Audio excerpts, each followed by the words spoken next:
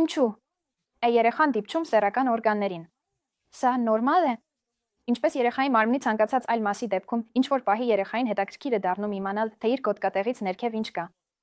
Մոտավորապես մինչև 2 տարեկան երեխան չի գիտակցում իր գործողությունները, ուստի նրան բարկանալը կամ ամոթանք տալը հաստատ պետք չէ, որովհետև հենց նման բացասական արձագանքը սեռական օրգանների նկատմամբ կարող է մեծ խնդիրների հանգեցնել մեծահասակ տարիքում։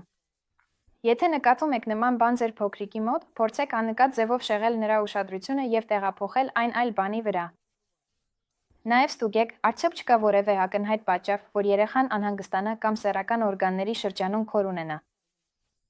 3 տարեկանին մոտ պետք է երեխային բացատրել սպիտակեղենի կանոնը։ Ոչ ոք իրավունք չունի դիպչելու երեխայի սեռական օրգաններին, բացի նրա ծնողներից կամ բժիշկներից ծնողների ներկայությամբ։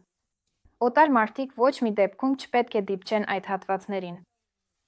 Եթե այս կանոնը խախտվել է, անպայման պետք է այդ մասին ասել մեծահասակին, ում երեխան վստահում է, այսինքն մորը կամ հորը։ Սկսեք պայմանավորվել երեխայի հետ, որ օտար մարդկանց ներկայությամբ չի կարելի դիպչել իր սեռական օրգաններին։ Այդպես վարվելն անպատշաճ է։